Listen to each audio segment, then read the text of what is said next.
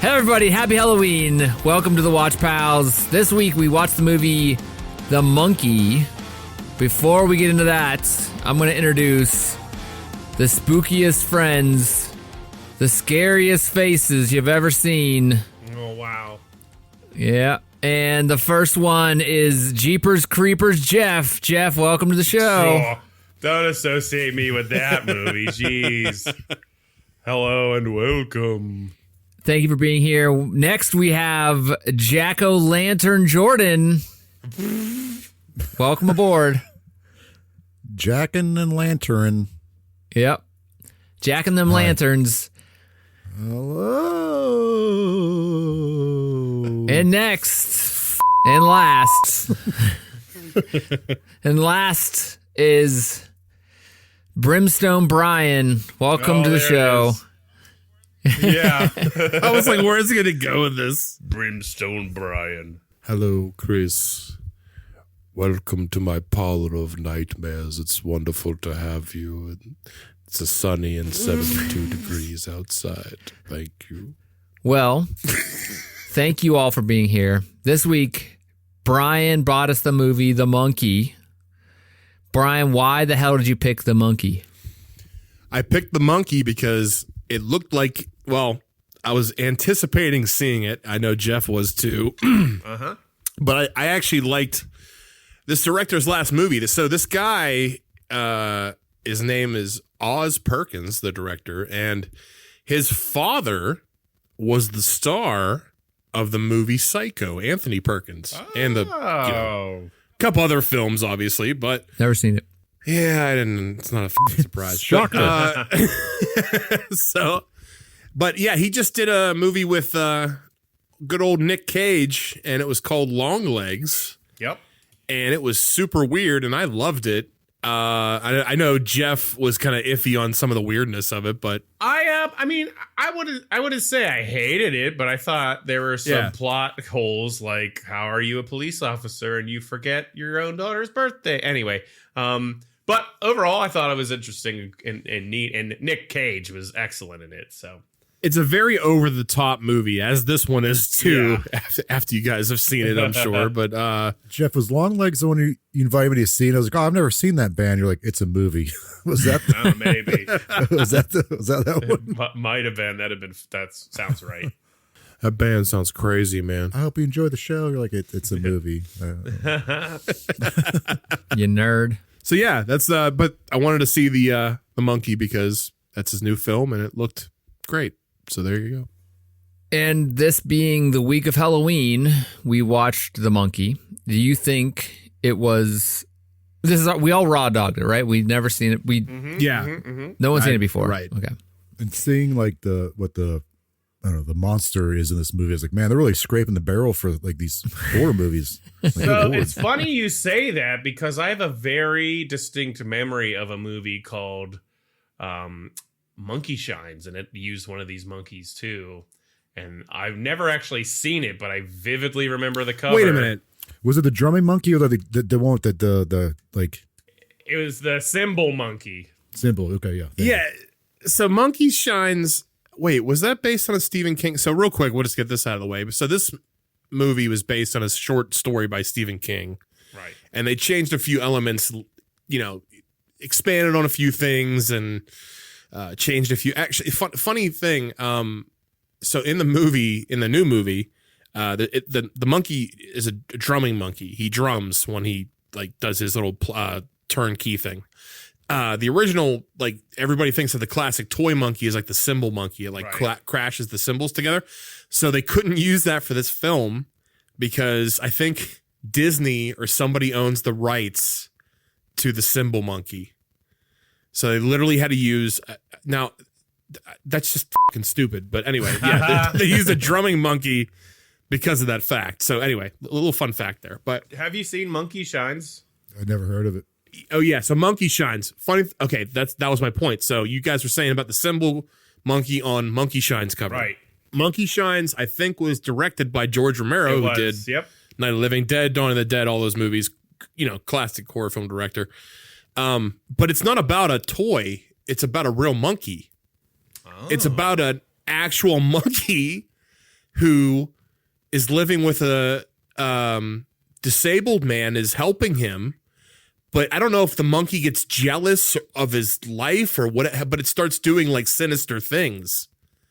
And so that's the whole like premise of the movie. But the whole reason I'm bringing that up is because on the cover, it's just a toy monkey, but you wouldn't think that without seeing the actual movie. It's an actual monkey attacking this guy. That's funny because I never saw it. That's funny you say that. So, yeah. Well, look at that. Look at that. We all learned something. They just want to have a sinister monkey on the... Yeah. What about that movie 12 Monkeys? 12 Monkeys. Now that's a whole different... Now that's not actual monkeys either. That's virus. And that was Terry Gilliam from Monty Python that did that movie, or that directed it anyway. Never seen it. And Wait, what, great movie. He directed that? Yeah. Movie like Bruce Willis? Yeah. Bruce Willis, Brad Pitt. Terry Gilliam's. Yeah, we'll get off on a little sidetrack here, but Terry Gilliam's done some crazy like movies like that, like Brazil, 12 Monkeys, a couple others, but yeah. I heard Brazil's awesome. I haven't seen it though. It is a crazy movie, but also is 12 Monkeys. But yes, monkey. And speaking of monkeys, Chris, you were saying. I was? He has nothing. I don't know what you were saying. Yeah, I forget it. I just asked about the 12 Monkeys, but... Oh, it's a great movie. Okay, I don't know. I had it on cassette at my house for some reason when I was growing up, and I remember seeing Cassette? Yeah, VHS. You know, VHS? Or you had the soundtrack, 12 Monkeys on cassette? Yeah. Yeah, we just recorded like the people talking and listened to it. So Brian's going to lead our recap of the movie. Did you have a question you wanted to ask us before we get into it? Yeah, real quick. So it's Halloween time, guys. So I guess this is like kind of like a dual question. But did you ever wear any movie related Halloween costumes growing up? Like, was there anything? Because I can think of one. The one off the top of my head, and I'll just start off because I know you guys could probably have to think for a sec. But when I was very young, and it was a very costume, my mom actually showed me a picture of like the Polaroid of this recently. I was John Rambo. But my Rambo costume was literally like green army pajamas and like just, a couple like marks under my eyes to show that I'm ready to go to war. Yeah, exactly. Like a bandana on my head. And I think I had like a fake like plastic knife or something. But yeah. So was there any movie characters? Did you ever dress up for Halloween as a favorite? And we can even expand this to like TV too. So like TV or movie, cartoons, maybe. Is there anything can you think? Jeff, you go first. Well, I got some obvious answers. I don't know if, I've gone as Jason Voorhees several times throughout my life. So, that's clearly a movie. I went as Godzilla. Really? With my girlfriend. Yeah, we just had like dinosaur costumes on. It was cool. This isn't as a kid. This is recent. As a kid, I didn't really. As a kid, it's probably just Jason Voorhees. As an adult, Godzilla, Jason Voorhees yet again, and then just not like 2 or 3 Halloweens ago, me, my girlfriend, my sister, and my brother-in-law all went as characters from What We Do in the Shadows, and I was Nandor. The Relentless. Nice. Yeah. That's pretty good. I went as Jeff one year. You did. That's not from a movie, though. I think the only ones I can really think of, remember, is like probably the Ninja Turtles. I think I probably dress up as Rambo also. I think Ninja Turtles, obviously, when those movies came out. So like 80s, 90s, like that time. Ghostbuster for sure. There you go. Ghostbusters. Ghostbuster. That's a popular one. Jordan, what about you? No, I didn't have a childhood. Oh, yeah. We just turned you on. Yeah, I was created artificially as a grown man. In a lab. Yeah, in a lab. Definitely Ninja Turtles for sure. Yeah, 100%. Also, these aren't from like a movie, but like I remember wearing, it was like Batman or like Superman a couple of years. Yeah. But that was crappy plastic mask with like the horrible like rubber elastic thing that would just snap off the mask all the time. You like staple it back in. You're like breathing your own in your own like moist like sweat in there. Sweat, fog. Yeah, if you had glasses, you're screwed for the whole night. You're walking in the traffic and stuff. One year, like speaking of Halloween, this is not what Brian had asked, but one year my brother had bought he had a George Bush Senior mask and a Bill Clinton mask. Like they went over your whole head. So when you're me and my friend, we each wore one. We go to a house by herself, ring the doorbell, like, hey, trick or treat. And like, oh, you're your president or whatever. And then the other, my friend or I would then come up and be like, what the hell are you doing here, man? We pretend like fake fighting. Like that was fun. Some people got a kick out of that. Some people were just like, okay, we're closing the door now. Your little skit. Yeah. I got one more. It's not really Halloween, but okay. Some of our mutual friends, Chuck and Danielle, we Halloween. Hot. It's not. So me, Chuck, and Danny all have birthdays in April. Those eye wide shot parties you go to. For a long stretch of time, we did them themed. The password is Fidelio. Yeah, I do want to do that movie. It's on my list. Never seen it.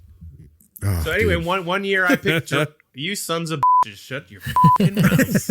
I'm trying to tell a goddamn story. Go on with your sex stories. Yeah, your sex movie stories, Yeah, whatever. yeah, you was talking about your fucking story. So for the theme party, we would each pick a theme, and then one person would pick it. And I picked Jurassic Park as mine one year, and I went as the theme song. I had big music notes over me, and you could press my t-shirt and it would play it, and I was like dressed like the old guy with the hat and stuff. So that's not Halloween, but I did dress up as the theme song from Jurassic Park once. So. And you were wearing no pants. Yep. Nice. It's hot. To close that out, I will say my grandfather one time when I was very little dressed as Freddy Krueger, but his version was just pantyhose on his face and a straw hat. So R.I.P. my grandfather. You were saying. Well, Brian, would you like to jump into the recap here of The Monkey? Yeah, let's hop on in, fellas. Okay. I'm all the way up. Okay. This movie starts out in a pawn shop. I don't know if anybody knows this actor, but it's is it Adam Scott? Is that the guy's name? So I mean, he's in everything A now. lot of people know him very well now. At this point, by Severance and Parks and Rec and things like that. So he's coming in a panic, and basically he runs into the store owner and says, "Hey, I have this monkey here, but I'm trying to get rid of it." And he says, "Well, there's no return, sir, on any children's toys." He's like, no, I don't think you understand. There's something wrong with this toy. And before he can get into it, he's covered in blood. Yeah. Right. He's covered in blood. He's covered. He's like soaked in blood, and he's in a panic, and he's just trying to explain himself to the store owner. And all of a sudden, in the middle while they're talking, the monkey starts to drum. It begins to start drumming on its own as it's sitting on the counter. And so they both stop what they're doing and looking around like panicked. Right before it started drumming, though, he was like, "You don't want it to do that. You don't want it to drum." Yeah, right. Like he's basically explaining to the shop owner, you don't want this thing to start drumming because something bad's going to happen. Don't call this a toy either. Right. And so it begins to drum, and then it stops, and they're looking around, and nothing is happening. But as they're looking around, this little rat is running along the one of the shelving and is nibbling on a rope that is holding the kind of like the trigger to a harpoon gun that this diving student in the back of the store. So the rat chews through the rope, the harpoon gun shoots off, fires through the shop owner's stomach. And you think that's like the quick end of it, right? So they do these like quick shots like this, like it hits the wall. They have the blood spawn on the wall. All of a sudden, the harpoon gun goes into reverse mode. After the other thing goes down, though. After his other drum. That's right. After he hits the final drum hit on the drum, to which it pulls back the harpoon. Yeah, it reels it in. And all this guy's intestines with it across the floor of the store. And so that kind of like sets the mood for this movie. It's like we're in for a ride here with this. And this is in the first like 5 minutes, right? So yeah, and I loved how he dropped too. Like he stood there, watched all his guts fly out, and then just like it was just done in a funny way. Right, like he just kind of like stared at it, and they kind of have that whole like dark humor tone in this movie. Everybody kind of like just is like kind of like oblivious to their own demise in this movie as it goes along, except the main characters. So okay. Shop owner's dead. He falls down. The guy in the captain suit that came in panicked, Adam Scott, he sees a flamethrower on the wall and literally grabs it and takes it outside and flames this monkey to toast. It like melts it down. He's screaming. And I don't know. I couldn't understand the reference. Did you guys see that movie? There's a movie theater behind him. Streaming. I just said the streaming. So is that because maybe that's a reference to like, I don't know, like that's like movies going direct to streaming now. Maybe that's like a funny reference to that. So, okay, we cut into. Wait, is that guy the father? Yes. Okay. Yes. Yeah. They didn't really make a connection to that. No, they definitely do. Well, not yet, but like he says, my kids don't like this toy or didn't like this or something like that. Yeah, but I didn't know if that was like actually him because it seems pretty modern. So I don't know.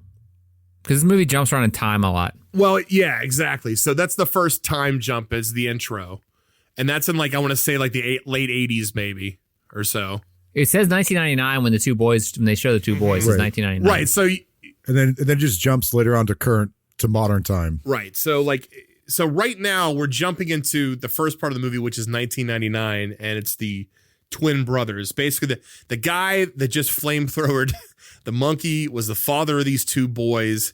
His name was Petey Shelburne, and his two kids are named Hal and Bill, and they're twin brothers. So, and they identical twin brothers, and their mom's name is Lois. So, Petey, after he took the monkey and he disappeared on it. He ran out the door on them. They don't know what happened to him. And they don't even know about the toy or anything. Or, well, he doesn't like to be called a toy, but they don't know anything about the monkey, anything that's related. All they know is that Petey ran out on them or he disappeared at some point. I had to look up like when that took place, like, because you don't necessarily know like this is their dad, but they're kind of like alluding to that, but they don't quite They say hinted it. a little bit. Yeah. But apparently, according to Wikipedia, the dad when the dad does that, it is 1999. Apparently, according to Wikipedia. Oh, so like maybe like that happened in the same year. Yeah. I didn't think that was the case, but according to Wikipedia, that's what it says. Yeah, I didn't put that together, but that could. I mean, yeah, that makes sense. That can make sense. But they say their dad takes off, left, but they didn't really they're bitter. The mom's bitter about it. They didn't say when. They didn't say when, so maybe more like he vanished than he took off. Like he just never came back. And you find out why. Right. I mean, or obviously, like you put it together, but they do. Yeah, because that's what the main character did to his son in return. Okay. It's like this pattern that they were following, but or like he was trying to break. Okay. But that being said, before we get into the son's discovery of the monkey, you could see that his mom's kind of like distant too. Like she has that conversation with her son in the car about just, I think like the father and like, I don't know. She just seems like kind of like off, like something's off there in the relationship. Yeah, that she's single mother. Exactly. She's a single mother taking care of his sons, that he's out the door and that she has to deal with that fact, but she's doing her best. So the other thing is that Hal is kind of like the one brother. He's kind of like a nerdy kid because he has glasses. Well, he tends to get bullied by Bill a lot. And this comes up a lot. Like Bill's just kind of like a bully in general. But he's especially bullied to his brother. He sucks. Yeah. He's a dude. Like, sucks. yeah. He does He's suck. Yeah. He's a so they go into their father's closet and we're going through all of his old stuff. And they see his like jacket and they're going through all of his things and they do find the monkey in there. So yeah, like he's not around because he travels a lot, but I think at this point he's just completely gone. But like he would bring back gifts for the mom and for the boys from his travels from flying around the world. So they're like from flying around the world, right? And this is like one of the things he found. Yeah. So I think she did say something about in there about like he took off with a stewardess or something too. So I don't know if that's true. That like right? Yeah, sure. Now the box says grinder monkey on it or something along those lines, but there's something written like directly under it. What? Live life or no. Like life. Yeah. Like life. Yeah. Like life, and then on the back it says "turn the key and see what happens" on a little sticker. And the jerk brother's like, You said it wrong, dumb. Or so he called him because he's like, it says like life. You mean lifelike? He's like, Right. no, it says like life. Like life, yeah, right. So is it Hal that turns the key or No, Bill? Bill. Hal. Or Bill. Bill does. Yeah. Because he's like taunting Hal like it's stupid, but then the monkey starts doing it. It does a little twirl of its drumstick before it starts drumming, which is one of the coolest things. And Hal tells him not to do it. Hal's like, don't turn. Like he's like, clearly it's creepy. Something doesn't seem right. So it begins to drum, but nothing happens at the moment anyway. it opens its mouth up too. Yeah. It like smiles creepily. Oh, did it? Yes, The monkey? Yeah. Oh, yeah, that's right. It does smile. That's right. It does smile. And I do like that That's Bill right. finds those nudie playing cards. He's like, don't come in our room for a while. Oh, yeah, that's right before he leaves the closet. Yeah. So they're leaving. They leave there, and the babysitter arrives to take them to dinner. Bill kind of has a crush on this babysitter, and they kind of hint at that a little bit. I mean, they hinted at right before they go to dinner, but it becomes apparent more as they're sitting there. But right before they go to dinner, Hal opens the door to the van and sees the monkey sitting there, seat belted in the passenger seat. Now, he didn't put it in there, so he's just assuming that Bill did, but Bill doesn't really say anything about it. So he just shakes it off, and they go to hibachi. So they're getting some hibachi for dinner, and they're just they're enjoying it. The chef's doing his little show as one does when you go to a hibachi place, and Yeah, Bill's staring at the babysitter while she's staring at the hibachi guy. yeah, he's eyeing her up while the babysitter is eyeing up the hibachi guy. Yeah, the hibachi guy like makes like a little like rice heart and like makes it like bump. He said to make a pump. Yeah. That's right. So she thinks this is wonderful, and the monkey is still sitting in the back of the car. You just see his little eyes peeking out of the car, and he starts to drum. He's on the driver's seat. Yeah, he gets in the driver's seat. He moved he moved himself to the driver's seat for some reason.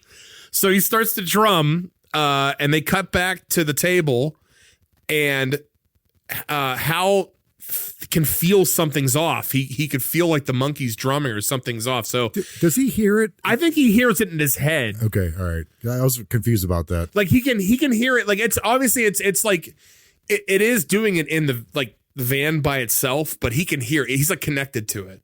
He and his brother. So the hibachi chef does this like final display. He like splays off his cleaver up into the air, and there's this silent moment where everybody has this like just tension, and everybody looks at the babysitter. And the babysitter starts to form a slow red ring around her neck. And then it just eventually decapitates her to fall onto the hibachi grill and start to cook her head. Like, and they do cut away pretty quickly. I think his brother says, "What the f?" and they cut really quick. They cut before he even finishes saying it. You can see like the blood sizzling on the grill next to her head. So they go immediately to the funeral, and the brothers are still in shock with the mother there. Everybody's in attendance, and this priest comes out. He does not seem like I don't know. I think it was just an awkwardness they were trying to get. What is that? So he's like a very young priest. He seems like he's kind of thrown into the job, and he was just like he sees the body as soon as he comes out. He's like, "Oh, yeah," something like that. Yeah, he's like, "It could have been you or you," and he's like pointing at people. They're like, "What? Like, why are you saying it could have been me that got my head cut off?" Right. Everybody's just kind of like looking at each other. He points at. I think it's funny. He points at the mom, She-Hulk, and he's like, "You're gonna probably die. You could die next." He points right at her. She's like, "Oh, that's weird. It's a weird thing to say." Yeah. The mother is having that conversation afterward with the brothers. They're eating ice cream in the graveyard. And she's like petting their heads, just having like the conversation about like how tough life is and like all the situations they're going through. It just makes. She's very blunt though. She's like, yeah, you're gonna die. I'm gonna die. All your friends are gonna die. I do think it's interesting that Hal's eating vanilla ice cream and Bill's eating chocolate. I don't know if there's like a reasoning behind that. Just to like show they're different, right? Yeah, sure. Yeah. Yin and yang there or something like sure. there. That's okay. Yeah, that's what it'd be. Yeah. All right. Yeah. But she says in the end, let's go dancing. So they go back to the house and they just start dancing in their home. Just kind of like, you go through all this pain and suffering. You just have to remember to like cut loose everyone. I think that's the message she's trying to push across. It's like, life. Shake it off, right? Shake it off, guys. Yeah. You go through a lot of tough stuff. You got to enjoy your life because eventually everybody dies. Right. So, yeah. Right. So, back to Hal. He's, at school, he goes into the locker room. He runs into a bunch of girls in the locker room that stand up and bully him into running home. What did they take off of him? Mom wears the pants in the house, so he can't wear pants. Right. It was such a weird, but that was such a weird context. Like it just like came out of nowhere, like when they just ran into him. But so he arrives home with no pants on. His mom is making food in the kitchen. PB&J's. Yeah, PB&J. She's mixing it up. And I thought it was funny because he's like, leave me alone, Mom. She's like, you don't talk to me that way. I've been slaving away in the kitchen. She's making peanut butter jelly sandwiches. You're right. Like she's just stirring the jar. Is this what they make the comment about the sock? She's like, I'm not going in your room anymore. Oh, stiff sock. Yeah. That's stiff sock in there? Or was it the banana after the banana thing? No, he said, did you put the dad's monkey in my room or whatever? She's like, I don't go in there anymore ever since I found the stiff sock. A stiff sock. He's in his room. He's looking at the monkey. The monkey is staring him down. And they have a kind of a flashback to Hal and Bill just having a conversation. Like Bill's basically just like, again, threatening his brother, talking about making his life miserable, threatening to beat the out of him. Does he have is this where he dreams about killing him with like killing him in his sleep? He already did that. Okay, all right. He did that early on, I think. They showed like a quick... We should talk about that though. Yeah, he basically, there's a scene earlier, that we skipped over where he's above his brother with a bowling ball that says Lois on it. And they show him dropping it on his brother's face, killing him, but he's just imagining this. Yeah. Right. Because of all the tormenting he's going through and everything. Right. And so he's still going through it. He's sitting at school the next day. He's in the gymnasium and the bully girls are back again with a bunch of like of course bananas. No, he's in the he's in class, sex ed class. Well, he's in class first he has the monkey with him in his bag. He's playing with his monkey under his desk. Yeah. He's spanking his monkey, and so they make fun of him in the sex ed class, and then they run into him in the gymnasium, and they have a bunch of bananas that they're carrying in huge boxes. His brother's with him at that point, or with the girls. His brother is with him at that point, and they just show his brother looking at the girls, and then he arrives home just covered in banana slop, and just completely upset, just like. He's had it. He doesn't know what to do anymore. So he goes into the room and he says to the monkey, he's like, I don't know, if you could do what, if you could do what I think you could do, but I want you to kill my brother. I'm sick of being tormented. I need you. I don't, just do it. He's like, kill my brother. So he turns the key. I'm sorry. And why I should mention this, his mom is also making another meal for them in the kitchen while he's doing this task. He's telling the monkey to kill his brother. So he turns the key and the monkey starts to drum. And his brother comes home in his Guy Fieri shirt. Yeah, he comes home in a Guy Fieri shirt, the flaming sleeves and ends. Well, it's worth saying he's got Jinkos on. He had a Jinko shirt on earlier. He's very Mulcore. Well, they're following the 99 rules here. Well, his hair's parted in the middle. Wait, is it parted or he's wearing I thought he's wearing like a in little, general, he has that hair parted. Yeah, generally, right. They fall right. So the monkey's drumming, Hal's staring down the monkey, but his brother is walking in the door from school, Bill, and is looking at his mother, trying to talk to his mother, making lunch for them. and she's kind of making like is it like a cake like thing or something? Devil's food. Some with pastry or something. The icing thing, yeah, piping. Icing. She's holding an icing thing. Whenever he turns the key though and asks him to kill his brother, the monkey does that smile. Yeah. And then he starts like drumming. Yeah, he does that grin. Yeah. He does the grin. He does the drum spin, and then he does the drum. And the mother starts to turn to Bill, and she is bleeding from every orifice on her face. Like it's just like eyes, nose, ears, and he is just standing there in shock.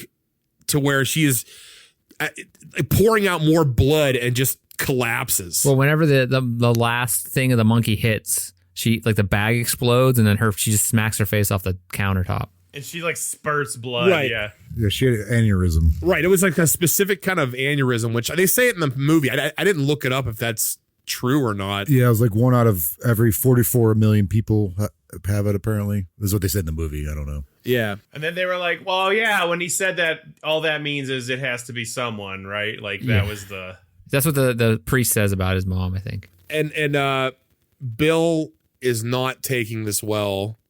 I mean, Hal is obviously upset he lost his mother, but he knows that he's somewhat at fault because he turned the key on the monkey that led to his mother's death. But he's not telling anybody this, especially not his brother, right? He's also not 100% sure that that's what's happening yet either.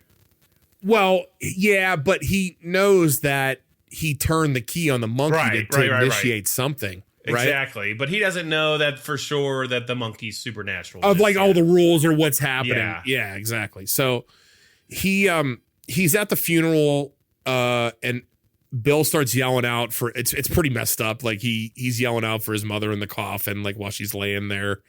And we get to meet his uncle and aunt. That uncle. That uncle is the director of the film that also did Longlegs. Oh, so there you go. That's Oz Perkins there. So he and his brother Bill moved to Casco, Maine to live with their Aunt Ida and their Uncle Chip. His uncle and aunt are swingers. Well, he says specifically, we never wanted kids, and we'll try our best, but we're also swingers. Right. But he's like, we'll try our best, but it won't be great. Yeah. Yeah, he's like, we're firm believers that, once we're sitting down, you don't stand up again until you want to. Yeah. So it shows them in the car and they enter Maine. That's what I pointed this out. It says, state signs are like this. They'll have like the state motto, the slogan. Yeah. And for this particular town, it just made me laugh. Birthplace of its locals. I was like, what? Birthplace of the locals or something. I totally missed that. That's hilarious. So I was cracking dumb, up. So dumb. Right before he hits that sign, he goes into the workshop to chop up the monkey. Oh, that's right. Yeah. Because he decides I'm not dealing with any of this madness anymore. So he goes to chop off the arm, and he notices that it's like it looks like blood, but it could be oil. I mean, obviously it could be some, but he's just kind of like weirded out by it. He sees like a big. It just seems like something that wouldn't happen when you cut it off, right? Like it shouldn't happen. when you cut open a toy, it shouldn't bleed like that. Yeah. Hal and Bill are living with their aunt and uncle, and they're just kind of getting used to it. Bill is not doing well. He's just like becoming more and more like disconnected.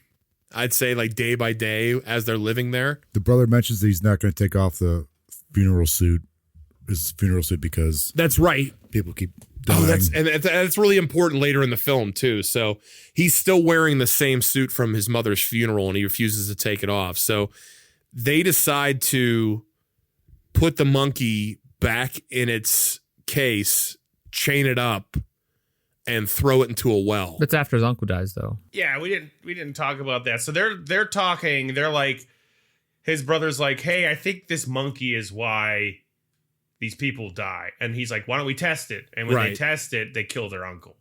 And that's right. When and that's what it's right. It up. That's right. I forgot. That's right. Because I forgot. Because I'm just mixing it up with the aunt and the uncle. So the uncle dies horribly. Yeah. And they don't. So He says, why don't we test it? And as soon as they turn the key, they cut to a picture of his uncle at the funeral. He's like, wait, duh, and it's just dead. The cut is so funny. You think like, oh, maybe okay, they're just gonna let this fly, like the uncle's dead. No, they show you exactly what happened to the uncle. He was trampled. 67. What was 67 wild horses. 67 different Wild horses. Wild horses. And when they open it up, it looks like just meatloaf inside the sleeping bag. It was described as someone drop kick a cherry pie or something like that. And again, this movie has a lot of dark humor. So if you love like over the top gore and like just really dark humor, you'll probably enjoy this movie. So, okay. So that's when he and the brother decide, all right, well, there's something to this monkey. We need to banish it. Let's put it in the original case. We'll tie it up. We'll throw it in this old well and we'll banish it. We'll forget it ever existed. Right. And that seemed to have worked for quite a long time. But the next timeline jump in the movie is 25 years later. Yeah. So it puts us like right at like 2024, right? Yeah. Well, so wait, this is where I was confused because it cuts to after they throw it on the well, then it cuts back to the house, and it's when the scene of his aunt, right? It doesn't really say that there's a time jump because they later find out. It's 25 years later. It's 25 years later. Yeah. It says that. I must have like sneezed or something. Sorry. He was eating some popcorn. I'm sorry. This guy. So that's okay. So it's 25 years later. It's the same house, but the aunt is it looks like she's by herself. And she's just looking around in the house for like something's like a noise or something's like off. Yeah, she got like curlers in her hair and stuff. She's sleeping. Yeah, I think she heard the music of the monkey. Yeah. Oh, that's right. The carnival type music. She's going in the middle of the night in the down through her house with a dirty, hairy, like 50 cal. Yeah. Just walking through the house. She ends up in the basement, right? And she gets behind. No, she turns on the staircase, which leads her to like break through the staircase and fall. And then as soon as she comes up, she has fishing hooks buried all in her face. God, yeah, she's pulling those out, man. Oh my God. So she's pulling them out in the bathroom mirror and putting like iodine on her face. It's just the worst. Yeah. And then she had either like, what is it, like coffee or like tea going on the oven. There's a kettle. A tea kettle. And she's like sniffing something weird, right? She's like, oh, something's off. Maybe I left it on. So she goes to sniff the gas on the oven, and because she put the rubbing alcohol on her face for the wounds, she ignites her own head and starts running through the house, like burning the roof as she's running through. Which, by the way, I don't know if you noticed later when they're in the house, you can actually see burn marks on the ceiling from where her head. When the sun's there. That's so funny. Yeah, there's I didn't notice that. From her head running through. But then she's running through the house. She runs outside. She can't, obviously her head's on fire. She can't see where she's going. Runs right down the hill directly, and they freeze frame it. Wait, she steps into that like oh, that's right, that bouquet like tin or something, and it gets stuck on her foot. She like tripped over something. Yeah. Why was that thing there right in the middle of the steps? It was, I don't know, maybe it was like the anniversary of something, like her husband dying or something. It's like a Three Stooges thing. I forget that though. It was like flowers with a note on it. Yeah, but it didn't show what was on the note. I don't think. I wonder if it was probably like the anniversary of her husband's death or something. Like they probably just left it for her. And that's like the terrible humor in this movie is that, she trips over it and then she falls right into a for sale sign, impaling her face directly on the post while her head's on fire. The deaths in this movie are great. They're very, they go really hard on the awesome. deaths. This is 25 years later. Hal's been the narrator throughout this whole movie. He's been kind of like talking through it, even when he was a child. He's talking in his current adult form to you, kind of like guiding the movie. So he's working at his little shop. It's like a little like grocery store or something. I don't recognize his face, but his voice sounded really familiar. So I had to look it up. Yeah. He was Hector in Castlevania. He was. The animated series, yeah. Oh, is it really? Yeah. And he was Bastion in the new X-Men. Yeah, he's done voices on. He was young Vesemir in the Witcher cartoon. Oh. Yeah. So there's a lot of voice acting. That's cool. I guess he's in White Lotus season 2, but I think I watched that. I don't know. I haven't watched. Yeah, everyone likes it, but I haven't seen it yet. Second season. Wait, hold on. The whole okay. So this is when the movie is like takes a very dramatic turn for me. I hate him, the older version. He is the most unlikable character I've ever seen in a movie. Yeah, he's an uneasy guy because he's been surrounded by death his entire life. Boring. A bad actor. He's terrible. Maybe he's just acting as a bad person, but he's so boring and unlikable. I can't even understand it. It's the same way with the kid. Hal's boring. Yeah, he's kind of like a deadbeat dad a little bit, you know. But I mean, but he's at least down in his luck. The kids were interesting. Their stories, if they would have kept it like there, like in that time frame, I would have liked it.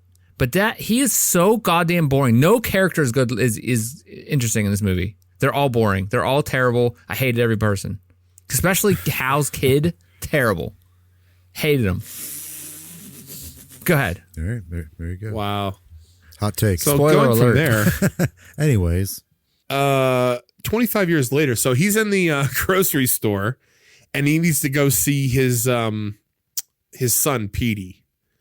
Because he has like a divorce from his wife and they're separated. So his manager is pretty funny. He's like younger than him. His managers are young, like vaping dude. And what's he keep saying? Holy shit, man, that sucks, or something like that. Holy shit, that sucks. Because he's like, I have a kid. He's like, holy shit, that sucks. He's like, I only see him a couple times a year. Holy shit, that sucks. It's worth noting that he gave him his dad's name too, right? Petey, his son. Petey is his right. Dad's name. Right. And he doesn't see his brother anymore. His brother Bill. But he's telling his manager of his store he needs to go see his son. So he goes off to his ex-wife's house, who has a new she's in a mansion because she's seeing a new guy, and it's the only appearance from him in this movie. And it's Elijah Wood is like this self-help guru kind of like guy. Parenting Jesus guru, dad. Yeah. Parenting guru. Jesus dad, yeah.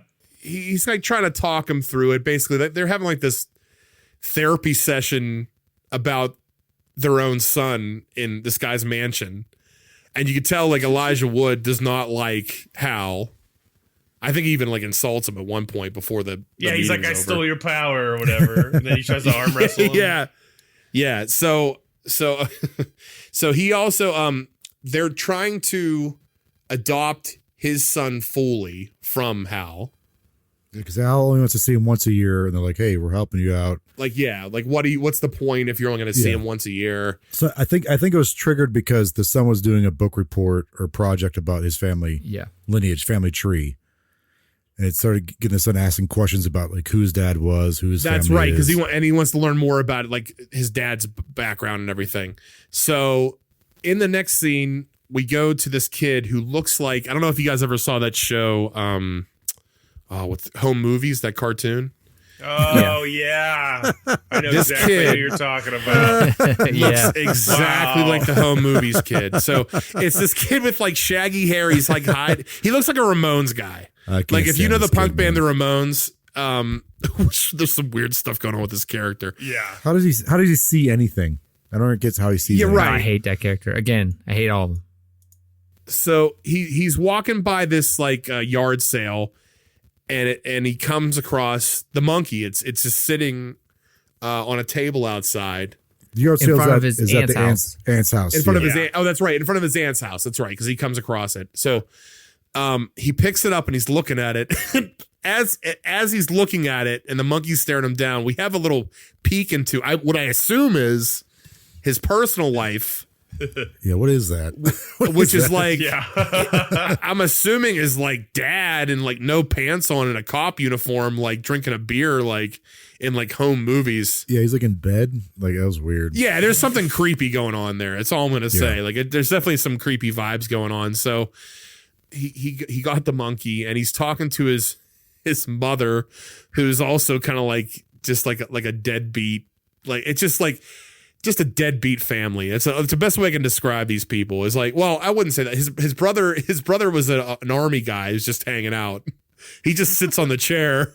Yeah, and his mother's just talking about like his father, like how he had a horrible life and all this stuff. It's kind of like the same situation the kids had, but the monkey's just sitting there on the table, just staring this down. So they're just establishing kind of like where the monkey's at this point.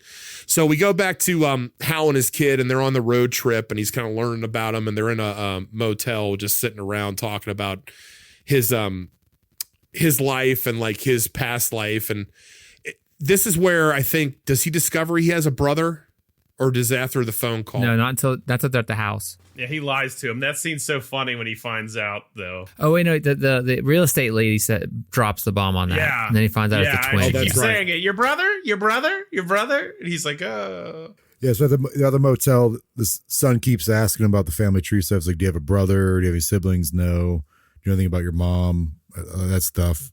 Yeah, and he keeps resisting because he's lying. Yeah, he's trying to protect his son essentially because he doesn't want him to get involved in all the stuff that he has in his past. So they both go to sleep, and he has this amazing nightmare about the monkey where the monkey picks him up and then puts him on the workbench like he did when he was a kid and almost goes to chop him up. But it's like a guy. It's like a grown man with like the monkey head, though. Yeah, it's a grown man in a monkey's head, like a giant monkey costume head. So this wakes up Hal, and they're alluding to, they keep looking to this air conditioner on top of the motel. The thermostat, like whatever's connected, right? So the thermostat says hi. Yeah, but on top of the hotel, there's like that, like. Yeah, but that's why he turns it on. That's why it turns on. It says hi, which I thought meant like the monkey saying, hi, I'm back. It could also be that, right? Wow. Like, hi, guess who it is. Yeah. That's it probably did mean that. Yeah, that's cool. He gets a call from an unknown caller. And yes. Which he picks up. Who does that? Who picks up in the middle of the caller? It's like 3 a.m. I do. And it's all like the time. after a nightmare. I want to find out who it is calling me and ask him questions. You heard it, folks. Here's Chris's phone number. Give him a call. Yeah. It's right below all those here. people. I talk to all kind of people all the time. I'm like, hey, how's it going? They're like, hey, I want to sell you. I'm like, no, I'm not going to give you my insurance information, but I'd love to talk to you about it. Yeah, let us know if you want Chris's phone number in the comments, everybody. Yeah, put your phone number in the comments. I'll text you. We'll talk. Yeah. Hold on, my cat is walking on me. Ooh, a black cat. Spooky. The black cat was digging his nails into my You guys can't see it right now. If you're listening to this, Brian's wearing a witch hat, and he has real long witch hair. And he painted his skin green. Yeah. Otherwise, I'm naked. He's the top of the broom. And then he has no clothes on underneath that. Right. Yeah, the broom's in it. Just a witch hat and in a pile of candy. Just a witch hat and hard nips. Yeah. Which is a type of candy. So he's having the conversation with Bill. Oh, Jesus Christ. He's having the conversation. Where am I at here? He's having the conversation with Bill he's talking to his brother on the phone. He begins to go outside. They're just having the conversation. He's like, don't you think things seem off lately? Like kind of like alluding like he needs to come back.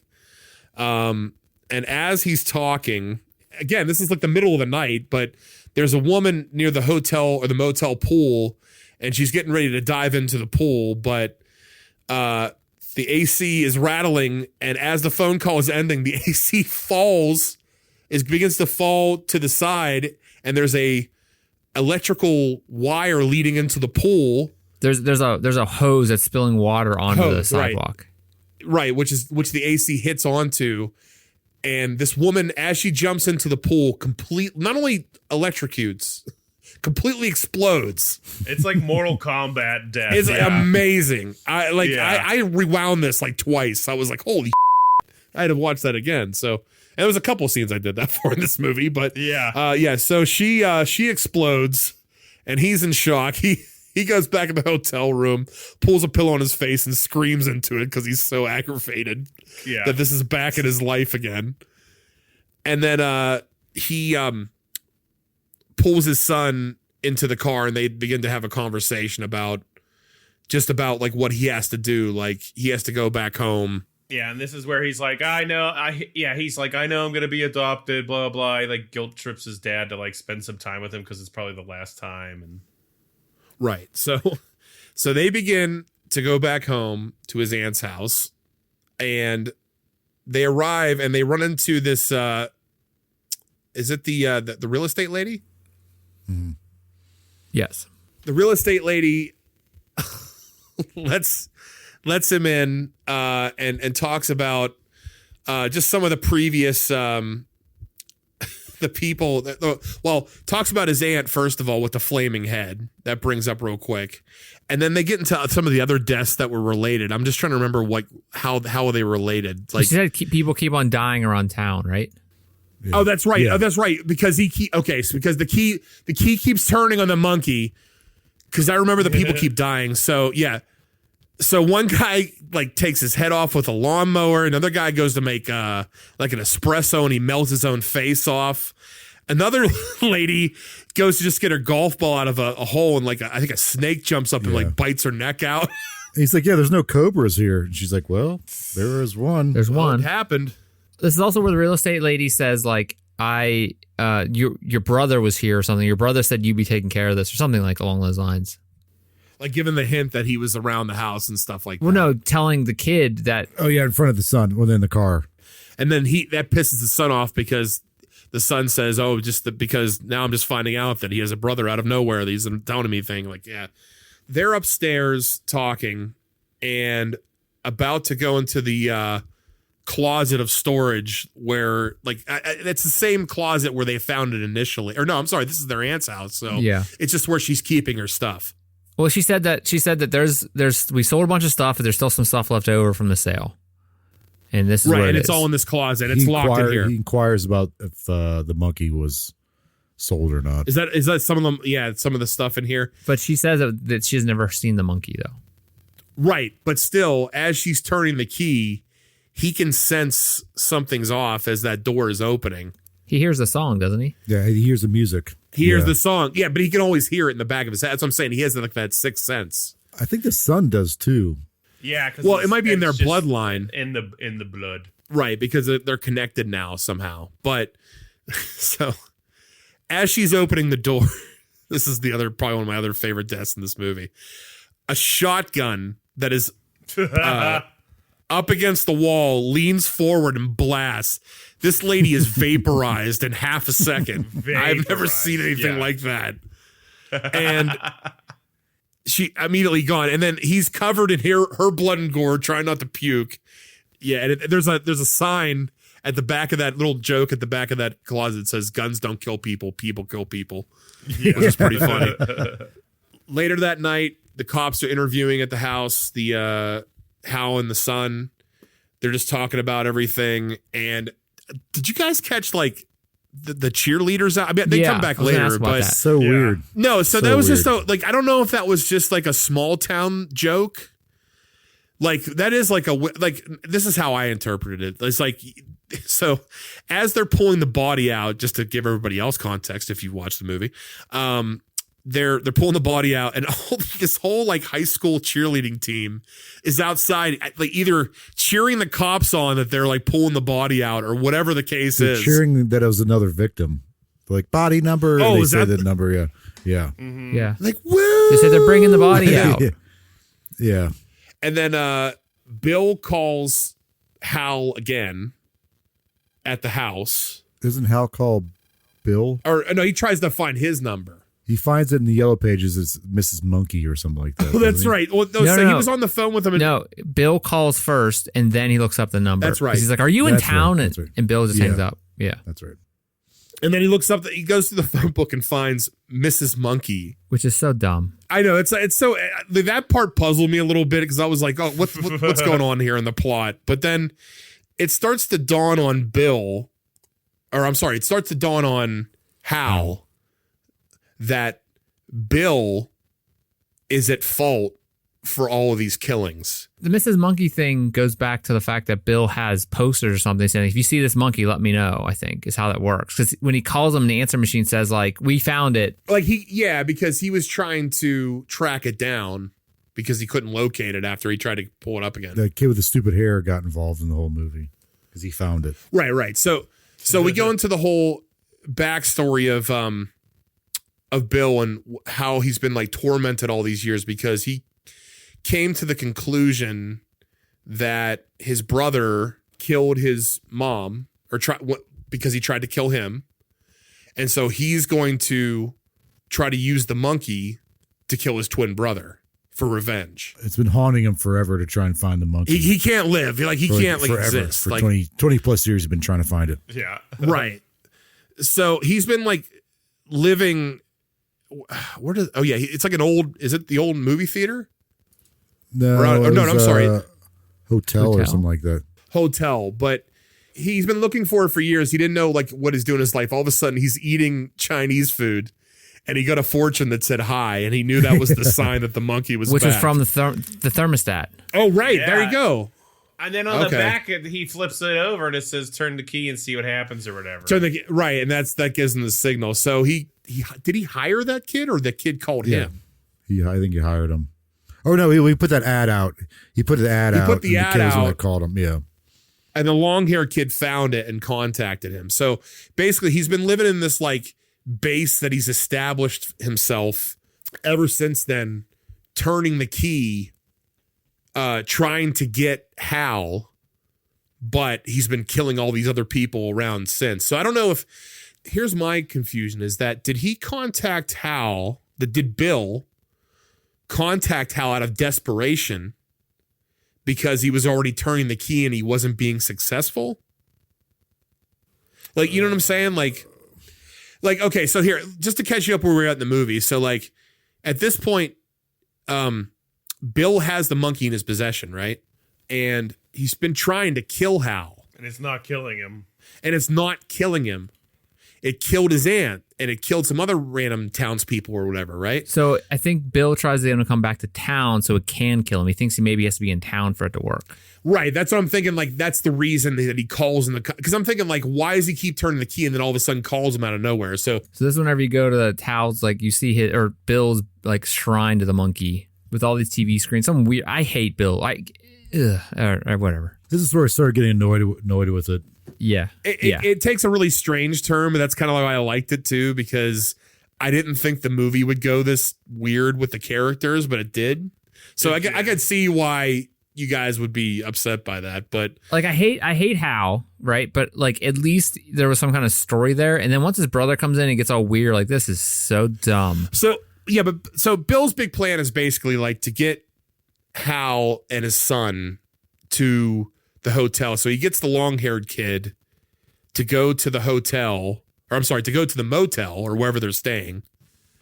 He doesn't get him to do that. The long-haired kid wants the monkey back because it reminds him of his dad. Oh, that's right. That's right. That's right. I'm sorry. So the long-haired kid puts them at gunpoint and takes them to the hotel. Yeah. To get the monkey back because he wants it for his own purposes. There's that one kill though, where like it's the manager from the supermarket dies trying to get vape juice out of the vending machine. Oh yeah. He does a random steps kill, on a rake. and he says that sucks or whatever. Yeah. He's like, oh, that sucks. Yeah, but he's not even like in the town, so like it's one of those things where like he's not in the town, right? Because Bill's, I don't know, but when he goes to Bill, whenever the long hair guy goes to Bill, he's like, it reminds me of my dad for some reason. He's like it's like a spell type of thing. It alludes back to that weird. See, like, well, they keep alluding to it with like the scene with the videotape thing and the mother and like the weird home and everything. So he has his motivation for wanting to get the monkey back to make his killings or whatever. So he sends his son in at gunpoint to the hotel, which is like Bill's home base. It's like Home Alone booby traps. Yeah, it's like a really intense Home Alone trap. So his son first like dodges an axe down the hallway, and then he's going up the staircase and he sees like a tripwire for like a pitchfork. It's like swords up in Three the air. swords. But, that's right. Oh, it's like 3 swords, 3 samurai swords. It looked like it. Okay. And he had to send he sent his son in because there's a doggy door and the son could fit through it and get inside. Right. That's right. Because the other kid couldn't fit. But did you mention before all this though Hal talks to Bill on the phone, and Bill's like, "You need to have your son turn the key. That's how you can keep your son safe. Like, get your son to turn the key, and he'll be safe." But he's trying to get it to kill him. They theorize that the fact that whoever turns the key doesn't die. Right. Yeah, but, they figured that out to this point. But because Hal killed his mother, his son could probably kill him or something like that. Like, that might how it works. Well, he thinks it's somehow in the bloodline. Yeah. And he also thinks that, it's kind of like, I mean, this is obviously a little deeper than it probably is. I mean, it's not trying to be a deep movie, right? But it says like life, where death There's is like little bits and pieces, yeah. Death is random, right? So this guy, he wants it to kill his brother, and it killing everyone except his brother, and he's getting frustrated. How can I get that to happen? Oh, he killed our mom. I bet his son can kill him. Like, right. So that's his like logic. And I'll come back to that sense of logic of like trying to control life and death at the end of the movie, because there's something with that too. So his son is dodging traps and makes it in there, but the long-haired guy and Hal are having a conversation in the car, and he notices that there's a huge like beehive right above the car. So dumb. All the kills were cool up to this one. This was so stupid. This is my least favorite kill too. Yeah. Yeah, I was gonna say, Jeff told me that he didn't like this one either. So it also looks bad. It's like I wonder if it was like a homage to Candyman or something, like, I don't know.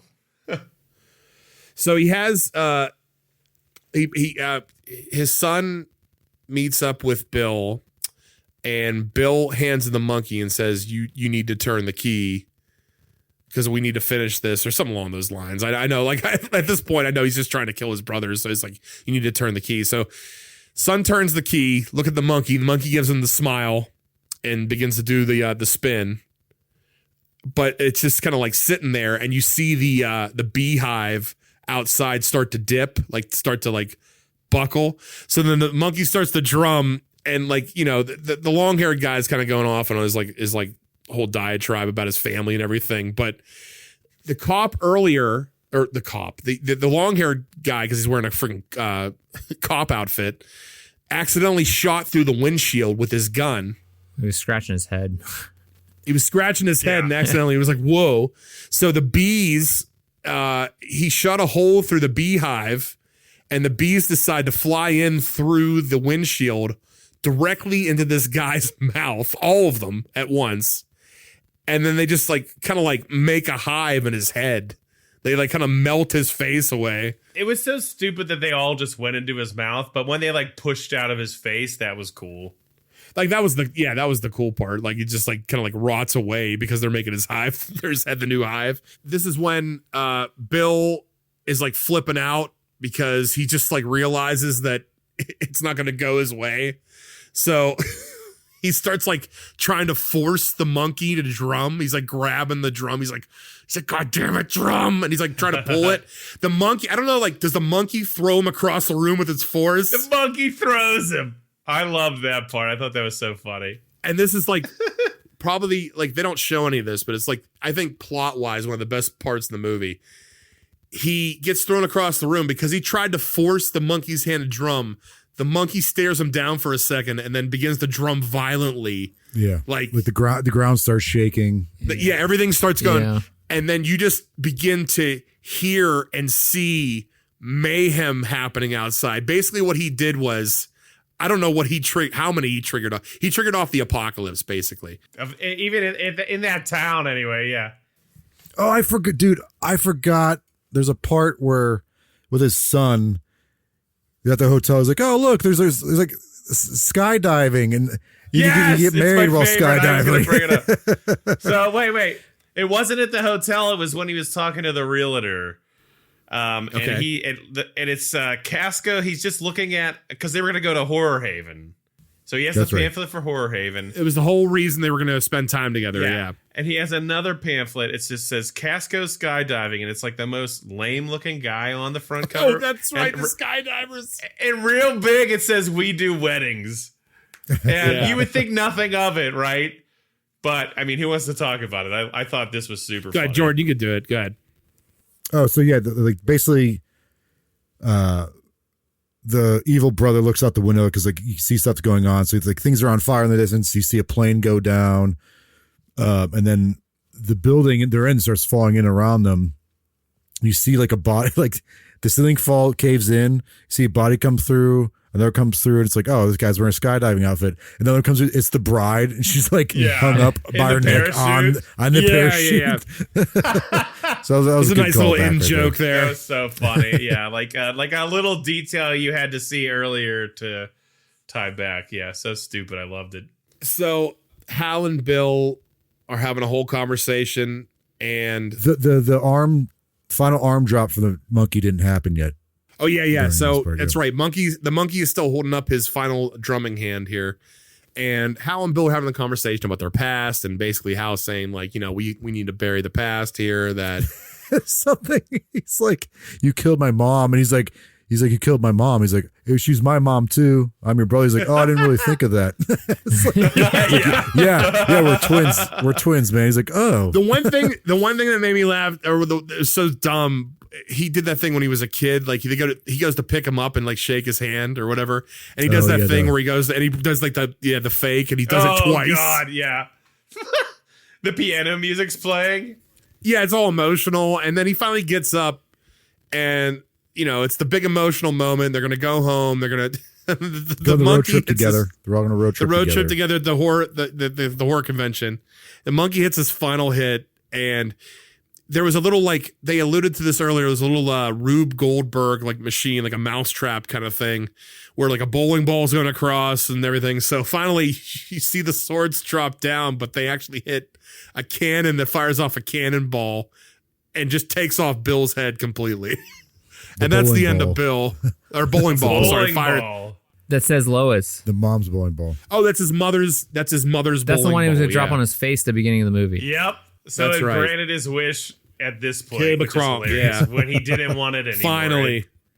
But like, it's so funny because when you see the bowling ball embedded in the wall, like his face is just like smashed around it. It looks so gnarly. That's right. It's all mashed. There's an eyeball. Yep.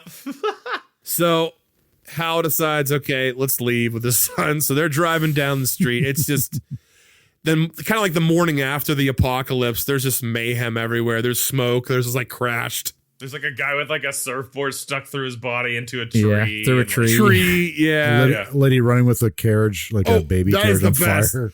Yeah. So there's just a baby carriage on fire, and she's just pushing it around. That's all, like yelling. Ah! Yeah. And they're like driving like normal, like, oh, this is fine. So they hit the stoplight, and they actually stop, and this is the whole reference that came up earlier, but there's a guy on a horse that is just a pale horse and a pale rider. His eyes are completely black, and he has like black smoke coming off of his body. And that's, a reference to one of like the four riders like of the apocalypse. And hell followed with them. Right. Yeah. But, Hal sees this. He and his son look at this, and they says, you know what? I feel like dancing, or let's go dancing. Well, they had the monkey with them too, though. They're like, this is our responsibility. And the monkey's sitting in the back, and the monkey's just smiling in the back. Yeah, they're like, we have to keep this so no one else gets a hold of it.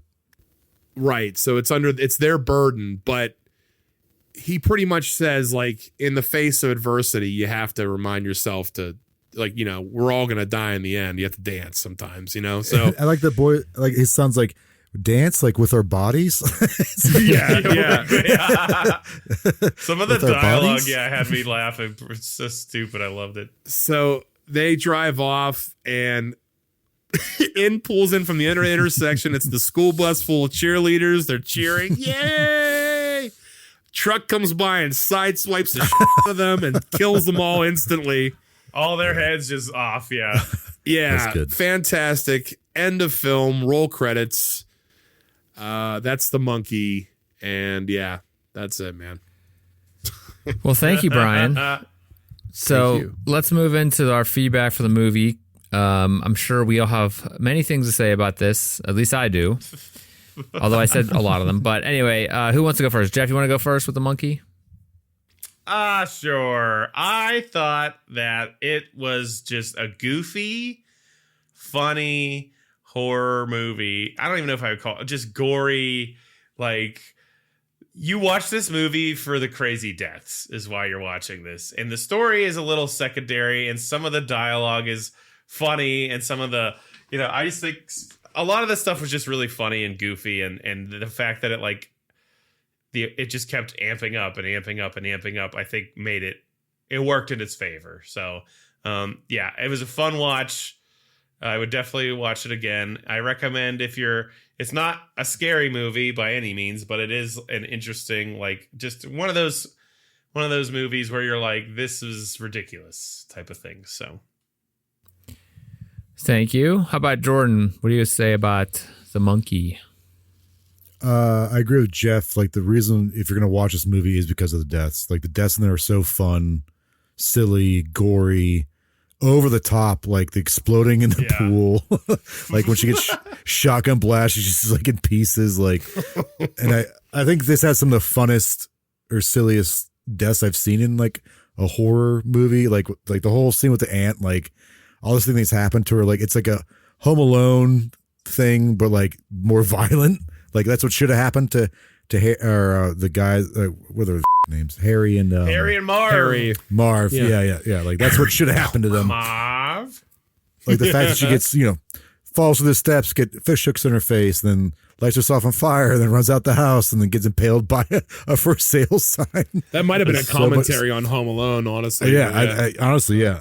I think that was so much fun. Commentary. Some of the humor I love. Some of it didn't really land with me. I said this with the last movie, the third act. They kind of lost me with that, like the evil brother thing. I was like, all right, this is kind of annoying and dumb. So I'll just leave it at that for now. Yeah. So I'm gonna say kind of mimic that and saying that definitely the third act sucked. As I mentioned before, like I think the story, like the deaths, obviously, you can watch those on YouTube. Like they're good. Except for the B one, but the B one was dumb. I agree. Yeah, the second half of the B one was good. yeah, and for a movie that's like an hour and a half, like there wasn't enough of them, maybe, except for when they went through like a bunch of them, the scattershot ones, like the people in town are dying. I don't know. The actors in this movie are so unlikable, except the kids at the beginning. I think if they would have kept it at their age, like that styling, I would have been more interested. Like if it would have been them at that age group and like what they were going through, if they would have kept it at that era, it would have been more interesting to me. But I think it was. That's what I thought was going to happen. I thought it was to stick with the kids. Yeah. But when they jumped to those other, like the older versions of them, oh God, they're so unlikable. They're so annoying. Hal is, I guess if he's a good actor, it doesn't come off. Like he just looks like he's just kind of like plodding through the world. Maybe it's because of how his life has been, but it seems like he's just kind of plodding through it. Like he shows emotion like 3 times in the entire movie. Whenever his son's in the bathroom and he can't get in, like whenever he's like, I don't know, like in the car, like even when there's like, I'm going to take your kid off you, he's like, okay. Like I understand why, but it's just his entire, I don't know, him as a person just was nothing there. It was just so annoying. His son, super annoying. He at least tried a little bit, but he was just dumb. Like they just wrote his part terribly. I don't know. And obviously his Bill's older self sucked. Like, I don't know. I was hoping Adam Scott's character would come back. Yeah. The father. Just because he's doing what Hal did. He's staying away from his family because he knew like he's cursed. The family's cursed. So I'm curious, or at least like to have known what happened to him. Like, did he end up dying? Like, yeah, I think that would that's a be good cool point. if they did that. Yeah, the whole thing with like the weird kid with the long hair. Did he die? The long hair kid? Yeah, didn't he? Oh, he had the bee thing. Yeah, sorry. The dumb death. He looked like the guy from Mighty Boosh. He did. Old Greg. Yeah. The guy on the Great British Bake Off. Yeah. I don't know. The whole thing was the story was fine, I guess, but when they brought in the brother, like it was interesting the story was at least interesting up until they brought in the brother and what he was doing. That was just like, this is stupid. This guy sucks. Every character sucks. Yeah. But that's how I feel. I'm sorry. I do understand like why he wanted to kill his brother in return, but like I think they went about it in a dumb way. yeah, that's a good twist. And like, I'm doing this. That makes sense. But like, then his whole character. But you didn't like the way they went about it. Yeah, like he's in a lair. Like, what the? Shut up. All right, Brian, go ahead. So I think that this movie is it's a good, fun horror movie. Like there's a difference between like horror movies you go to see to get scared versus like something that's just like ridiculously gory versus like funny. Like this is definitely like one of those odd horror movies, but it has a dark enough sense of humor that it really made me laugh. Like it honestly, like even how weird the plot went, like, yeah, there's some pacing issues I would have with like the second and third acts, but I like the tone of it just because it feels like a Stephen King kind of book a little bit. Like I feel like the narrator would talk like that straight from his book, but maybe that's just me. That's but true. I think that's true. That being said, there's another movie that's very similar to this. Is it called The Box? Final Destination? 1, 2, 3, 4, 5, 6, 7. I mean, there's no turn of the key there. That's just like something like trying to kill you. Oh, The Box, is that where like you hit a button, you push like a button, you get money, die? Yeah, So die. That movie is way worse. But I feel like in terms of like a random turn of the key thing and random death movie, you could do a lot worse than this film. So again, I'd rather watch this than Final Destination. So that's me. Yeah. Okay. Well, I like I said, I brought Final Destination. Like that's like a movie just about like seeing all the weird deaths they come up with. But like, right. This movie's more like a Mortal Kombat game where you're like, I'm gonna get the game, do all the fatalities, and then probably not play it that much. You just want to see. Well, that's like a lot of like slasher movies. I feel like, well, maybe to some, but like people just want to see the deaths. Yeah, that's the majority of Friday the 13th films, I feel like. Right. You don't really care about the kids. Nightmare on Elm Street. You want to see how they bite it. Right. Those are the crazy, super crazy ones. Yeah. Right. I don't think I've ever seen any of those. Oh, man. It's a Halloween time. Maybe I'll watch them now. I don't know. You can see out of your eyes, right? Yeah, this is the week of Halloween. I'll say this movie did ruin my Monday night. It was... wow. Ruined it. I would rather watch... I'll leave it for the rating. Okay, go ahead. We're going to go to the rating now. I'm saving it. Yeah, I'm going to save it. Jeff, what do you give The Monkey? Thumbs up or thumbs down? Jeff. I'm going to give it a thumbs up. I think it's a funny, goofy movie, and it, the deaths were entertaining enough that I would watch it again, and I would watch it with people to see them go, whoa! I understand not liking the characters of the story. Whoa! But, that's not why people should watch this movie. So, thumbs up. It's a goofy horror movie that's really gory and fun. Which is weird to say that, a movie about people getting killed over and over again is fun, but it's just so over the top. So, yeah, thumbs up from old Jake J over here. Jake J? Jeepers Creepers Jeff. Okay. No. JK. Okay, you lagged a little bit. All right, Jordan, what about you? I'm going to give it a thumbs down. I loved the death scenes. They were amazing. There's some really good humor in there. It lost me in the third act. Some of the pacing with it. I feel like I'm like, hey, you're probably find all the kills on YouTube and watch that. Like, I would like to have known like how the dad got that thing to begin with. What happened to him? I think that would have definitely helped the movie out. But like, the stuff with his brother, like I said earlier, I understand why his brother wanted to get revenge on him, but the way they went about it, was silly, but not in a fun, good way. But again, there's that scene at the end where he's like, "Oh yeah, you're right, you're my brother." I didn't think about that. Yeah, it's so dumb but so funny. But yeah, I'm gonna go thumbs down. It's so perfect though because he never treats him like his brother. He's always he's yeah, sure, until the very end. Yeah, he ate all the placenta accordingly. Yeah. His older brother or something. Okay, I'm gonna go next, and I'm gonna say that I would rather watch Jupiter Ascending than watch this movie again. What? You're out of your mind. That's a stupid statement. That's what I said about, what is it, Mortal Engines, I think. Yeah. I would even probably no way on earth. I would probably either watch The Great Wall again over this movie. It was not good. What about Tiptoes? The first. Oh, well, that's not get crazy. What about Electric Apricot, Chris? No, I would rather watch this than Electric Apricot. Electric Apricot was terrible. There's just like Electric Apricot. I didn't laugh once in this movie. I didn't think anything was funny, except for the uncle. Whenever he was like, "We're swingers too," I actually laughed at that little smirk. I popped a little smirk. Okay. Other than that, totally flaccid on the laughing. I didn't one he's single like, thing. hey, this guy's like me. I know. He laughed because he can relate. He's like, oh yeah. Oh man, that's just I like me, parties. Man. Yeah, I mean, the deaths were fine. They were cool. That was interesting. But I was interested up until they did the time jump to the modern day, or like when he's the older guy. I just hated those guys so much. Like everybody after that, even like what's his name, the Hobbit guy. He was just like, it was like, oh, quirky, Hobbit but like, guy. who cares? Mr. Hobbit. Like, yeah, like that was just so dumb. Henry Hobbit Yeah. and friends. But yeah, I'm giving it a thumber down from me.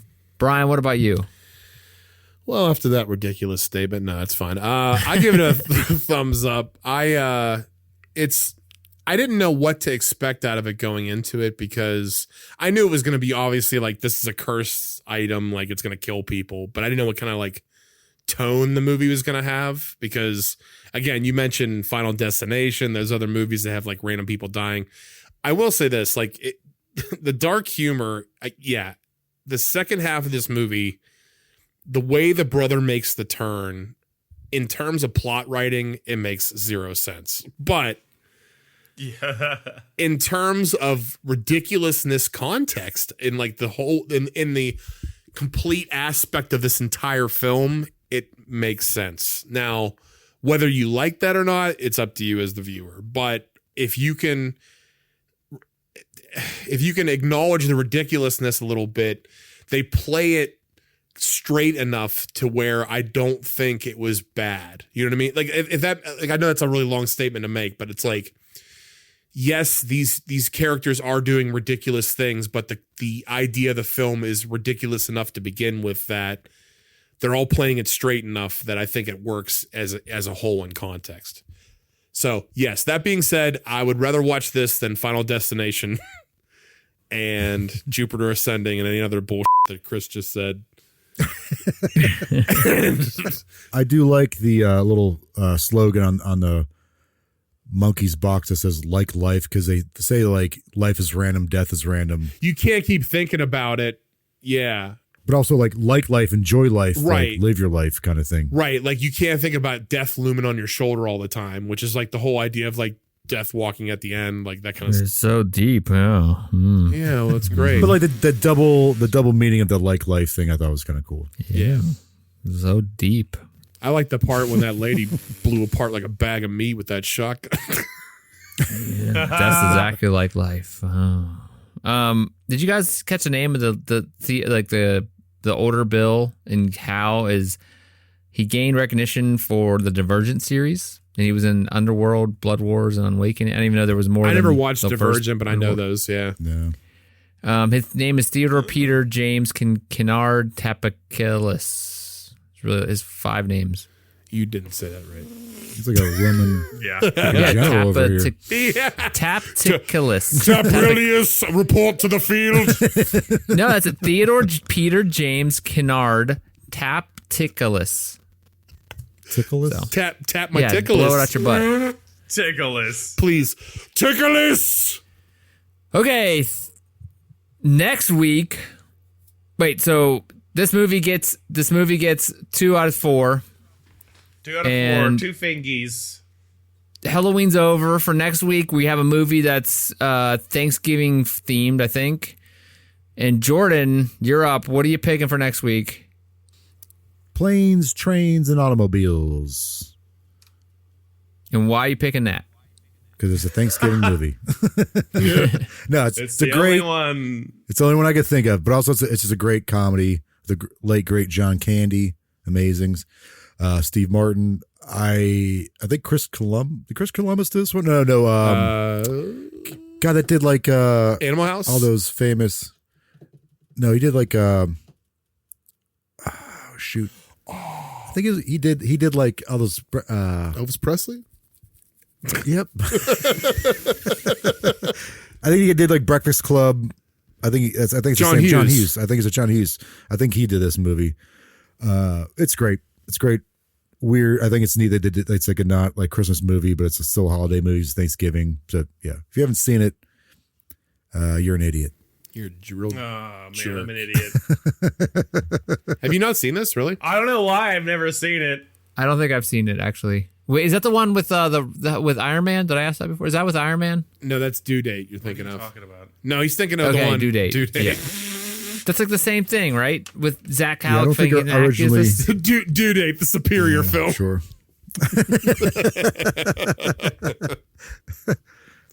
Due Date, aka we did it right this time. I wasn't a very big Steve Martin fan growing up, but I this movie grew You on weren't me. a big Steve Martin fan? I did. Well, actually, I take it back. I like Three Amigos, and I Yeah. liked Three Amigos, classic. so good. Yeah. I've seen it. Father. I liked Father of the Bride, but I hated the jerk. Father Bride, Part 1 and 2. They're both great. Never.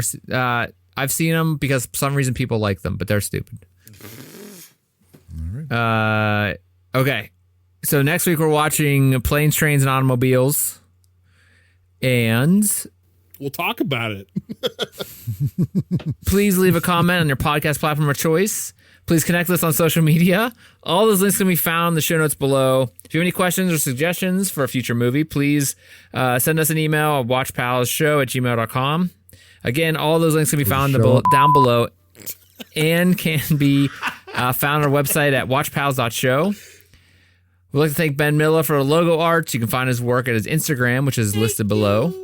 And I want to thank you, Brian, for being here this week and driving the ship. Thank you for having me once again. This is my pleasure and honor to be here to watch this fine cinema with you gentlemen. And thank you, Jeff, for being here. Yep. And Jordan, thank you for being here with me and us Thank you.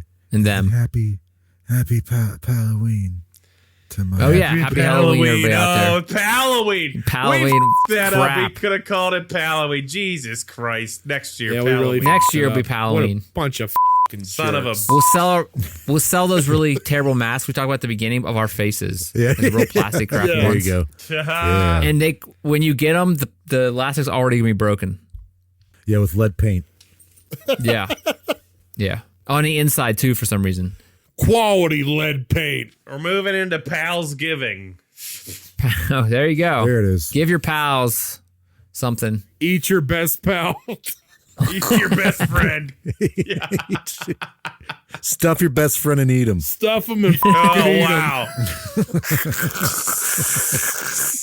Well, thank all you out there in Watchland. Till next time, please set your watches for the next episode of the Watch Pals. Eat you later. Good night. Stuff it. Gobble, gobble, Eat you 'em. motherfucker. Sorry.